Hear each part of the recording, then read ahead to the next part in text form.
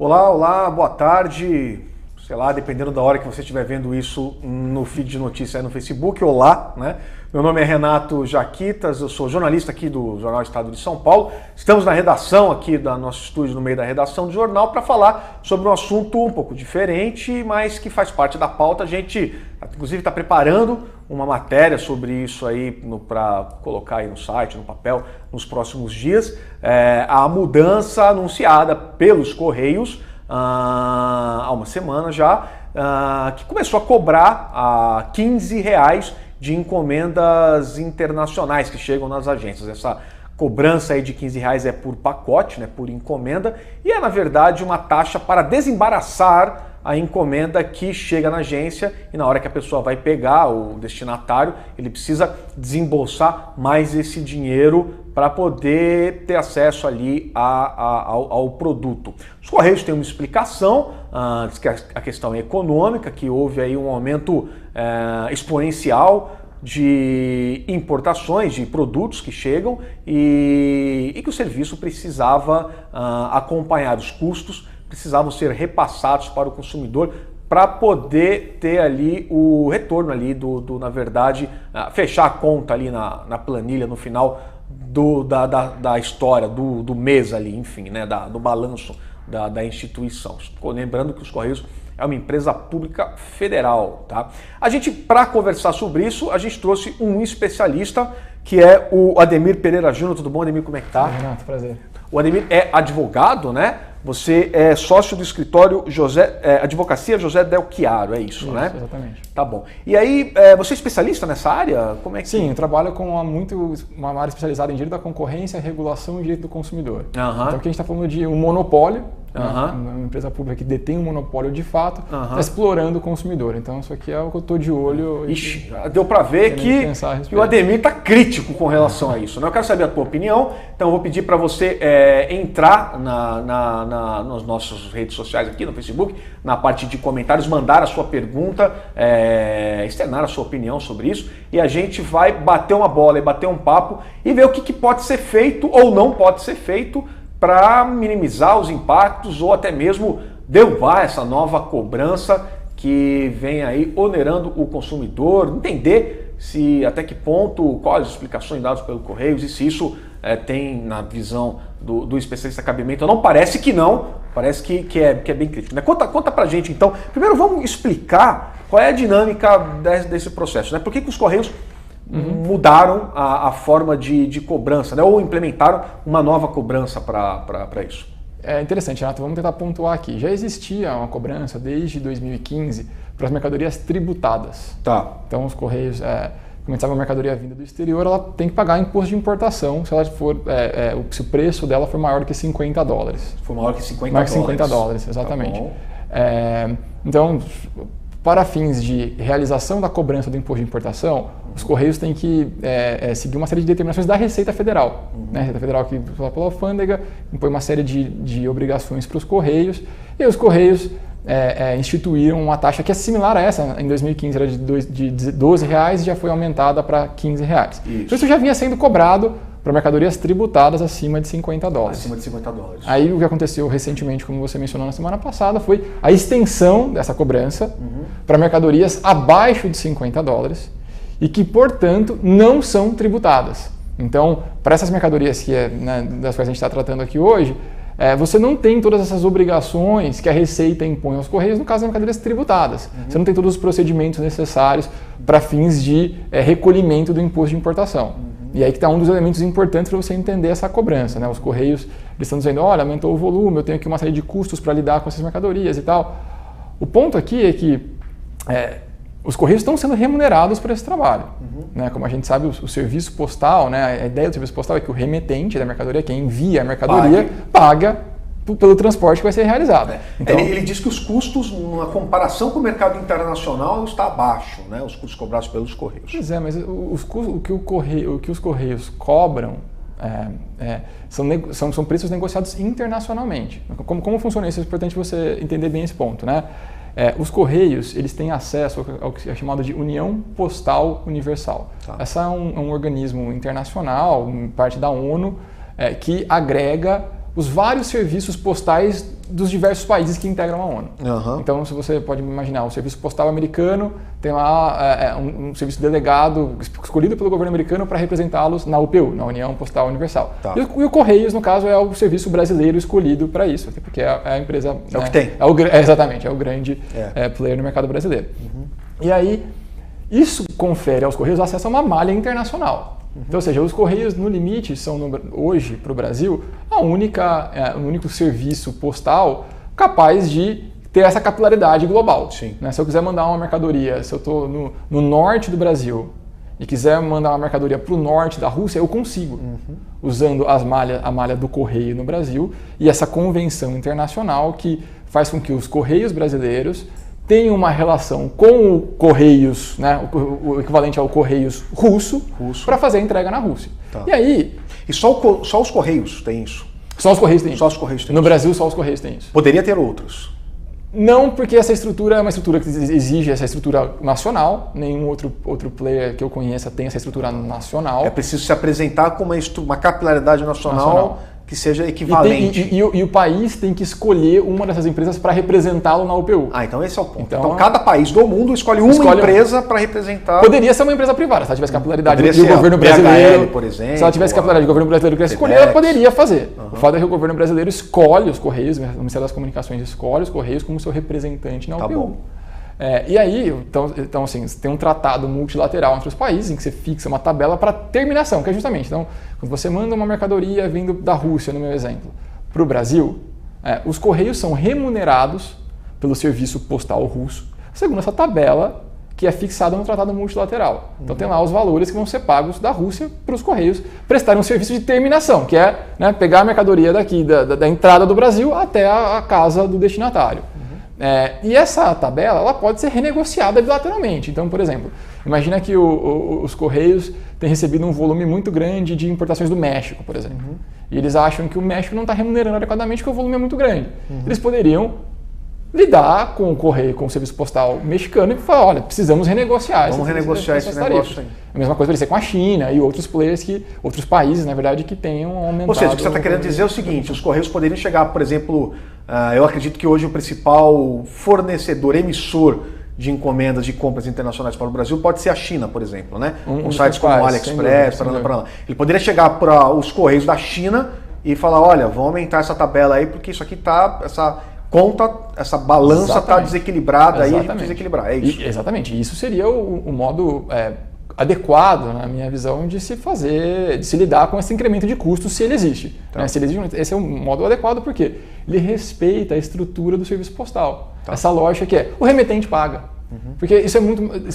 obviamente, essa mudança no preço é embutida no preço do produto. Claro, é claro que quem está comprando bem ou recebendo bem, no final das contas, vai pagar um pouquinho mais. Mas um ponto importante aí que é importante entender, Renato, é que nesse caso existe poder de barganha, né, nessas relações. Então, o que vai chegar na ponta para esse usuário aqui vai ser provavelmente uma fração disso, né? Porque o correio chinês, por exemplo, grande conversando com gente grande. Vai pressionar os correios e falar, tudo bem, eu vou te dar um incremento, mas não no que você está pedindo, eu vou te dar um pouco menos. E ele vai repassar isso para o remetente, né? Ele vai aumentar talvez o preço do frete dele, um pouquinho. Talvez ele absorva parte do custo, parte ele repassa. Aí, por sua vez, quem está vendendo a mercadoria e encaminhando para o Brasil pagando frete, talvez ele absorva parte também disso e passe uma parte para o consumidor também. Então, você acaba repartindo, né, esse custo nos vários elos da cadeia e, de novo, mantendo uma estrutura em que o remetente paga e você reduz uma coisa que é importante na economia, que é o custo de transação.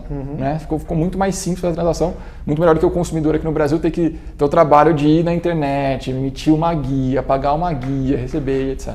Então, isso aí, gente. O assunto é... O pessoal tá mandando pergunta aqui, ó. Deixa eu ver. Conseguiram? Estão nos entulhando. Enfim. O Marcelo Medeiros. Cobrança ilegal. Cadê o Ministério Público? Aí o Marcelo Medeiros. O STF já deu parecer sobre uma cobrança de R$12 que era ilegal. Eles não podem criar uma nova cobrança. O que diz? É isso? Tem precedente? É isso? Tem um precedente. Quando houve essa cobrança...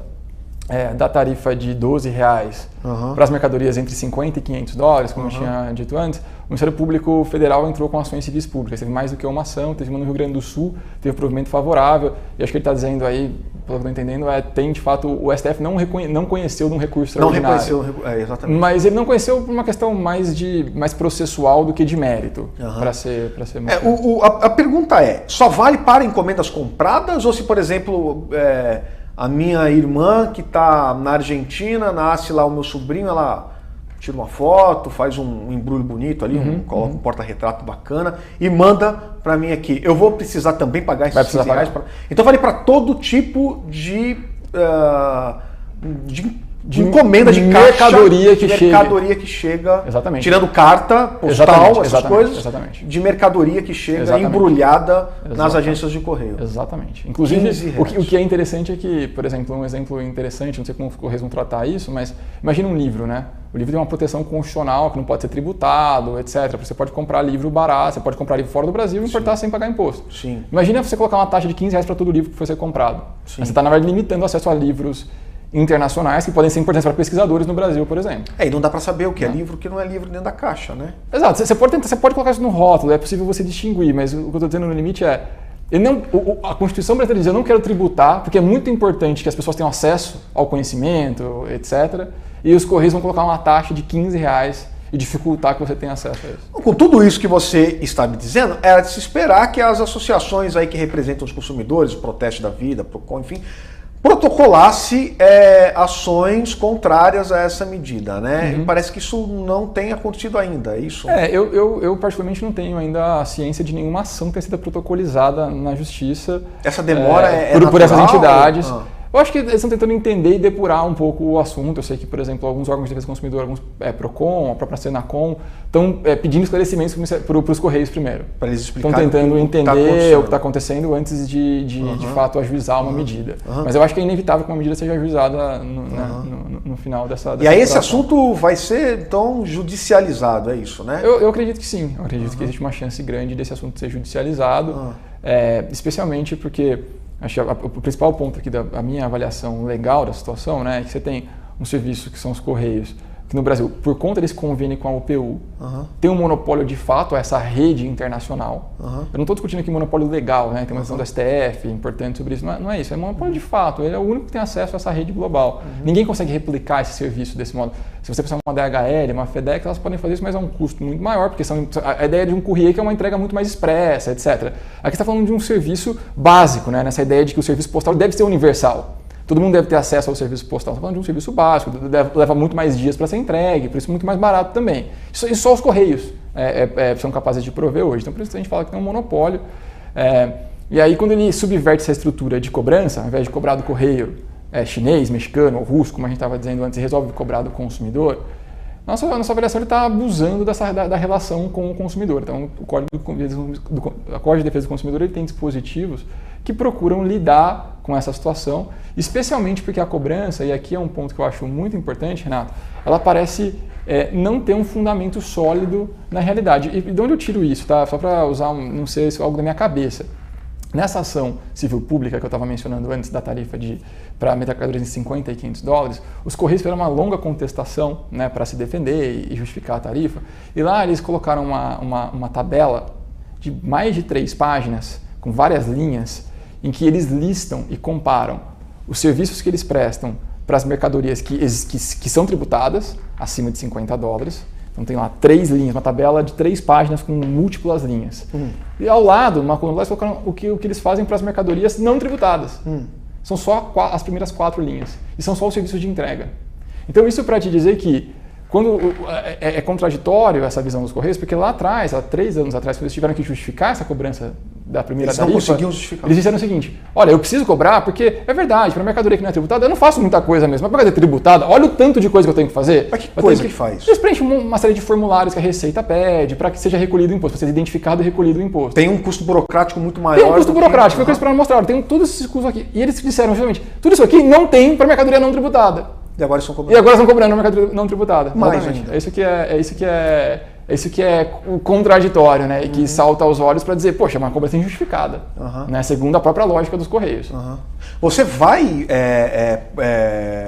entrar com alguma ação? Você vai... Olha, não, hoje não tem nenhuma ação que eu esteja patrocinando nesse caso, embora tenha alguns clientes muito preocupados com isso. Tem que fazer esse disclaimer, tem clientes muito preocupados, mas eu não estou no momento não patrocino nenhuma ação nesse ponto. Que tipo de cliente que está preocupado com isso? Olha, a maioria são merchants, né, o que a gente chama de merchants, são lá os vendedores, né, o comércio eletrônico internacional está preocupado com isso. Porque a partir do momento, mas o mercado eletrônico internacional está preocupado com isso. Exato. Por exemplo, a representação do Alibaba aqui está preocupado com isso, é isso? Pode ser um exemplo, não são meus clientes, mas pode ser um exemplo. Tá bom. Pode ser um esse negócio cresceu muito, né? Você tem dados do aumento exponencial de encomendas internacionais, de compras internacionais que chegam nos Correios? Olha, tem um dado que está circulando, acho que os próprios Correios, que são 300 mil mercadorias por mês que 300 são mil mercadorias recebidas. por mês. Então tem esse dado amplo. E o custo é o ticket médio, o valor médio da compra é baixo, entre 15 é menor de reais, 50 15 e 20 reais. Então, 15 e 20 reais. Então é um valor baixo, em que se você agregar esses 15 reais só para a tarifa, você tem um valor muito maior do que... Exatamente. Com isso, é de se esperar que esses produtos fiquem parados lá no Correio.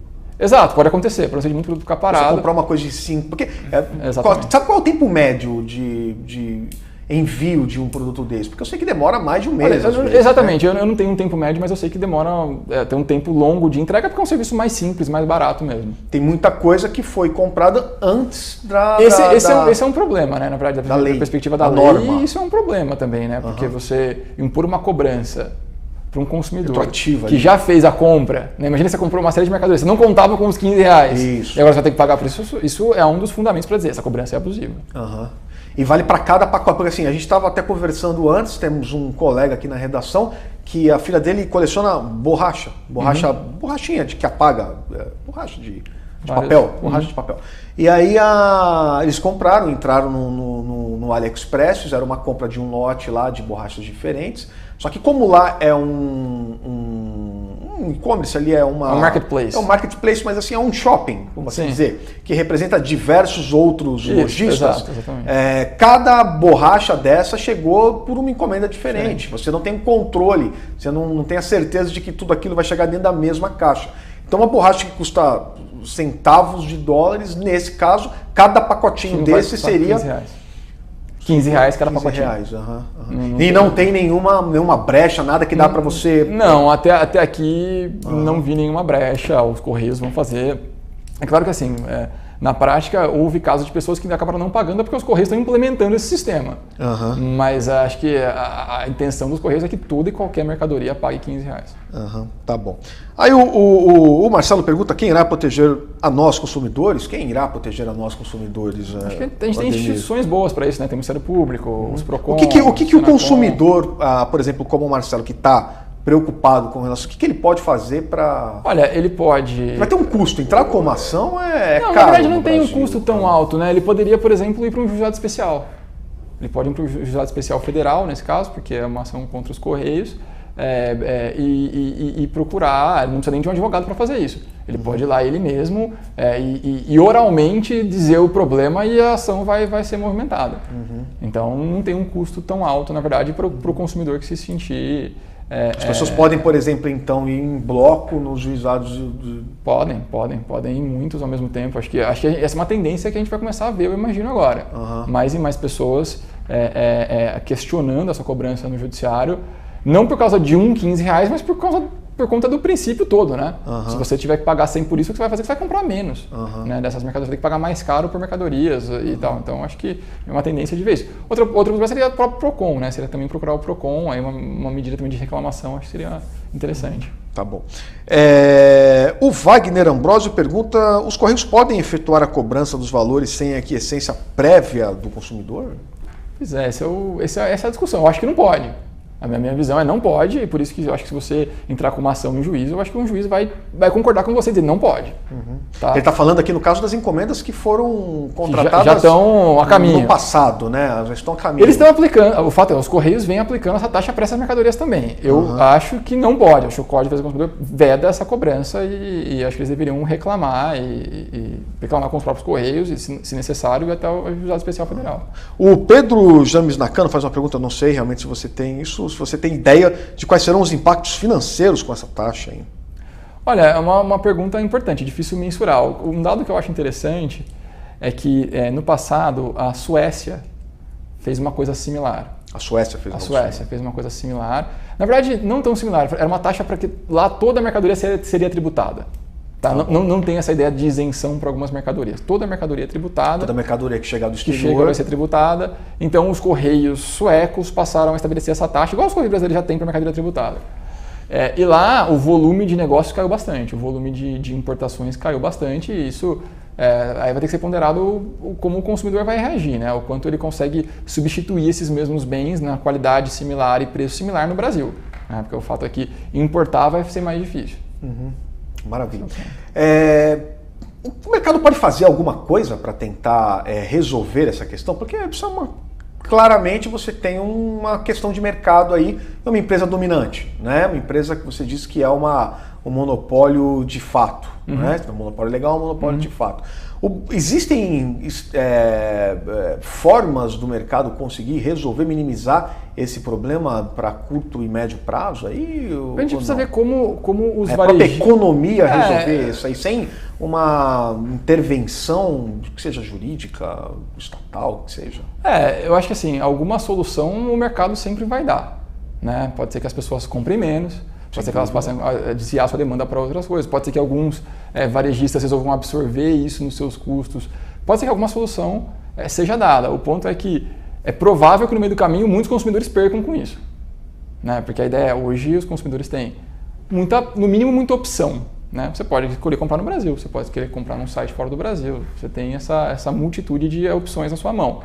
Se você está eliminando uma opção, pode ser que algumas dessas opções se reconstituam à medida que, por exemplo, alguns merchants muito grandes consigam compensar um pouco esse custo. Mas você está reduzindo opções, né? Porque isso seriam uns grandes, que eles têm muita escala e etc. Mas não necessariamente pequenos conseguiriam fazer isso. Então, de toda forma, acho que o consumidor acaba perdendo porque ele tem menos opção. Né? Ou vai ter que pagar mais caro para manter o nível de opção que ele tem. Então, acho que esse é um problema.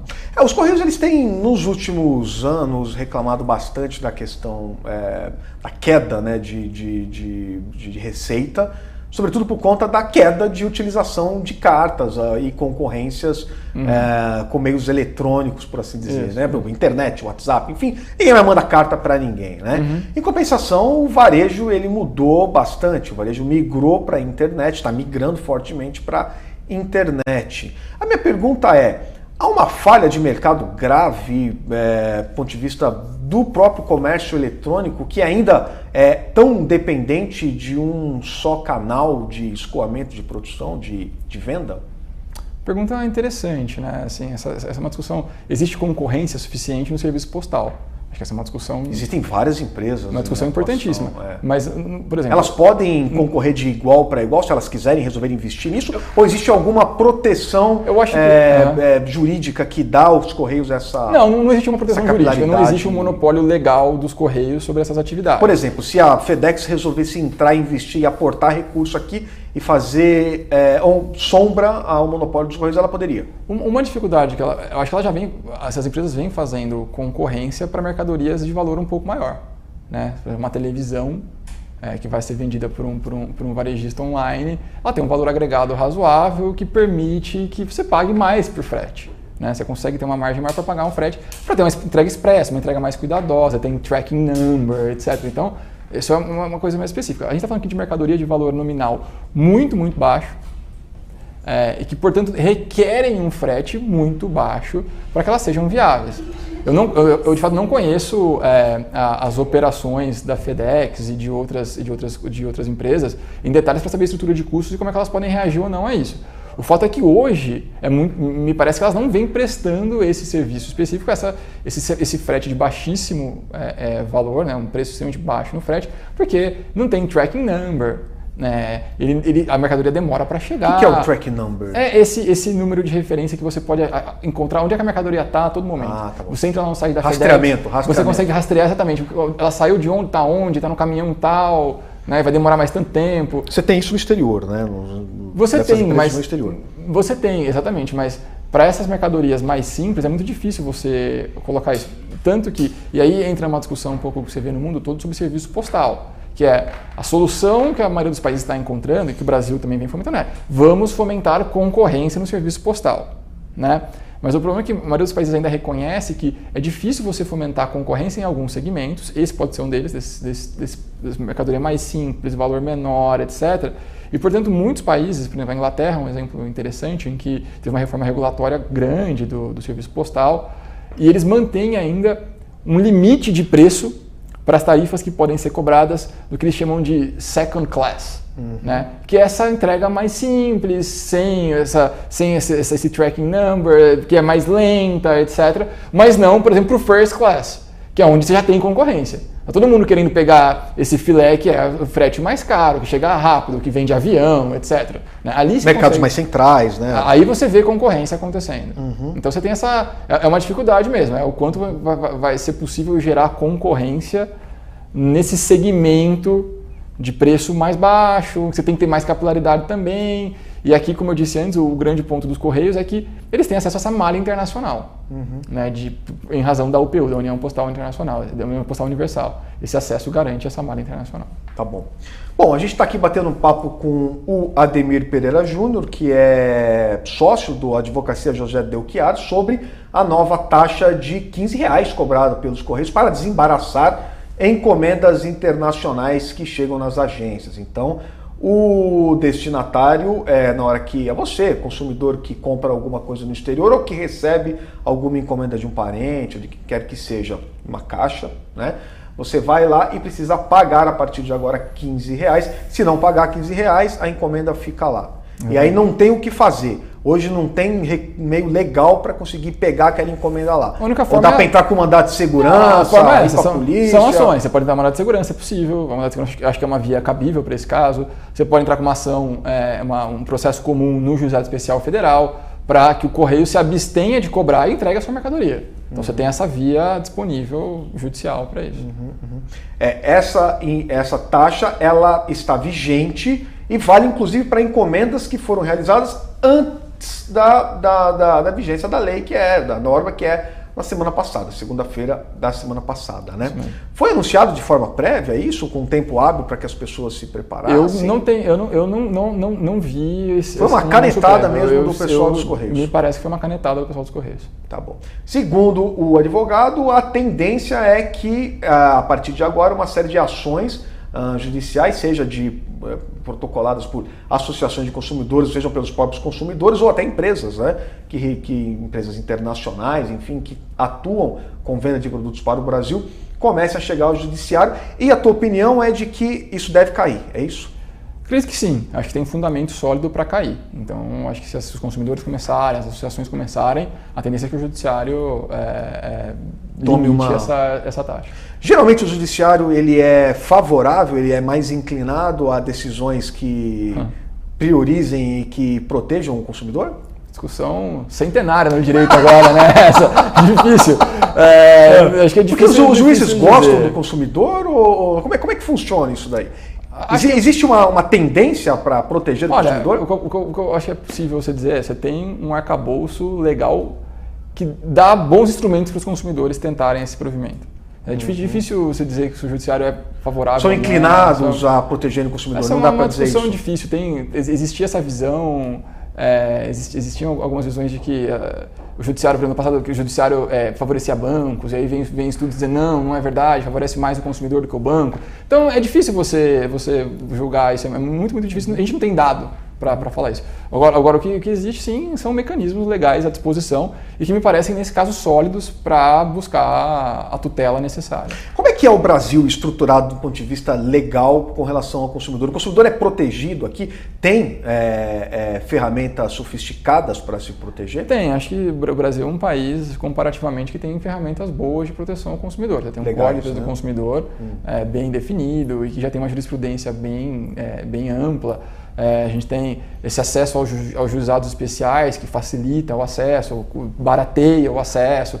Então tudo isso forma um arcabouço que facilita que o consumidor tente lidar com os seus problemas. Não só no juiz, como também no PROCON, né? Ele pode também fazer reclamações. Então você tem órgãos de defesa do consumidor como o PROCON olhando para isso e dispostos a trabalhar, né, essas questões. Então a gente tem um arcabouço bem definido. Então acho que é isso, né, minha gente? O pessoal aqui está acompanhando, mandando pergunta, mas parece que... Opa, peraí, que surgiu uma aqui agora.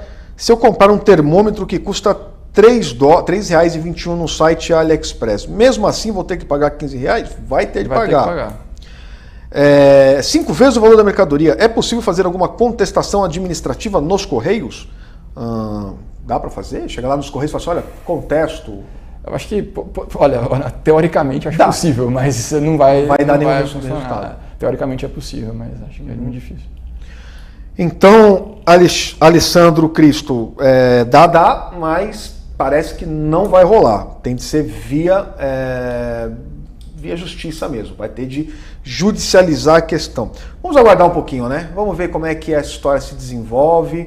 Eu acho que a gente vai ficar em cima disso.